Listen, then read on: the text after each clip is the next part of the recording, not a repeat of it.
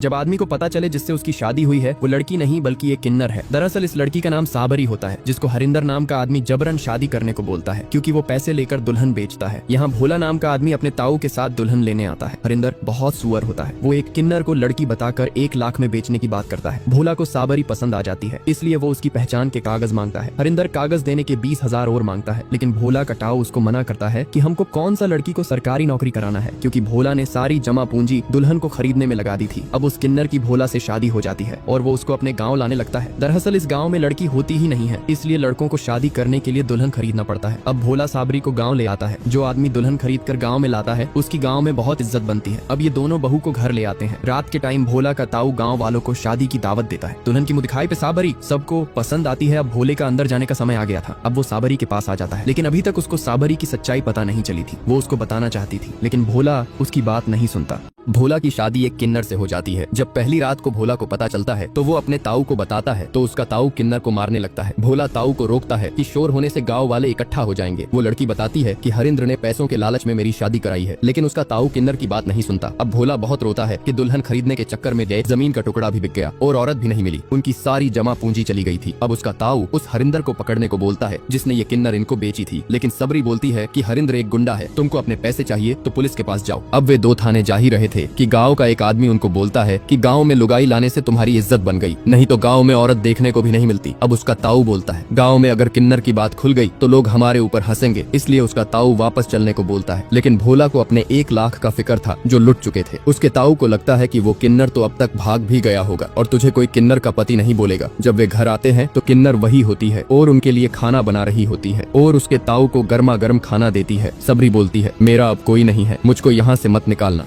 जैसे ही भोला और उसका ताऊ घर आते हैं उनको पूरा घर चकाचक मिलता है और सबरी उनके लिए खाना बना रही थी। अब वो ताऊ को खाना परोसती है और ताऊ भी खाना लेकर सुअर के जैसे खाने लगता है। भोला भी उसके साथ ही खाने लगता है। अब भोला सबरी को भी कुछ खाने को बोलता है, इसलिए वो कुछ रोटी उठाकर वहीं खाने लगती है। उसको ताऊ पहले सोचता है और फिर उसको बोलता है कि औरत का पहला काम आदमी को खुश करना होता है, जो ये किन्नर तुझे नहीं कर सकती, लेकिन घर का काम तो संभाल सकती है। तेरी किन्नर से शादी हुई है, ये गाँव वालों को भी तो नहीं बता सकते। सबरी कमरे में बैठी ही थी कि भोला आ जाता है। भोला बोलता है मुझे लगा था तू भाग जाएगी, क्योंकि रात उसके ताऊ ने उसको बचाया था। यहाँ सबरी कुएं से पानी भर रही थी कि गांव की चाची आ जाती है, लेकिन सबरी बहाना बनाकर वहाँ से निकल जाती है। यहाँ वो ताऊ के पैर दबा ही रही थी कि ताऊ बोलता है कि तू किन्नर है, ये बात किसी को पता नहीं चलनी चाहिए। अब वो भोला के पास आ जाती है। भोला को सबरी देखने में बहुत अच्छी लगती थी, लेकिन किन्नर होने की वजह से वो अपने अरमान दबा लेता था। भोला की नफरत किन्नर के लिए अब कम हो गई थी। वो उससे हंसकर बात करने लगा था। सबरी बताती है कि हरिंद्र मुझको हर रोज बहुत मारता था और पैसों के लालच में मुझको लड़की बताकर तुम लोगों को बेच दिया। भोला किन्नर के साथ ही क्रिकेट खेलना चाहता था क्योंकि वो उसको पसंद करने लगा था और उसकी शादी भी धोखे से उसके साथ हो गई थी। अगले दिन भोला गिरने का बहाना करता है, जिससे ताऊ तभी उसके पास आता है। भोला बोलता है कि मेरा तो हाथ टूट गया है, अब मुझसे सामान नहीं उठेगा, लेकिन ताऊ बोलता है ऐसी छोटी मोटी चोट से डरा नहीं करते, तेरी उम्र में तो मैं 4 गठड़ी उठा लेता था। इसलिए भोला उसको ही गठड़ी उठाने को बोलता है। ये सुनते ही ताऊ की फट जाती है, इसलिए ताऊ इस किन्नर को ही साथ ले जाने को बोलता है और वार्निंग देता है कि किसी को पता नहीं चलना चाहिए कि तेरी शादी एक किन्नर से हुई है। अब भोला किन्नर को लेकर मेले में आ जाता है और उसकी दुकान लगाने में मदद करती है और उसका सामान बेचने में हेल्प करने लगती है, क्योंकि वो थोड़ी बहुत इंग्लिश भी बोल लेती थी। और देखते ही देखते उनका सारा सामान बिक जाता है। अब वे दोनों काम खत्म करके घर आने लगते हैं और आते टाइम साथ में बहुत मस्ती करते हैं। भोला भूल गया था कि वो एक लड़की नहीं बल्कि एक किन्नर है। सबरी को भी भोला पसंद आ गया था। वे दोनों एक दूसरे के करीब आने लगे थे और साथ में बहुत खुश भी थे। अब रात हो जाती है और वे दोनों घर आ जाते हैं। ताऊ के पूछने पर भोला बताता है कि आज सारा माल बिक गया। ताऊ जब इतने पैसे देखता है तो वो खुश हो जाता है और बदले में भोला को 100 रुपए देता है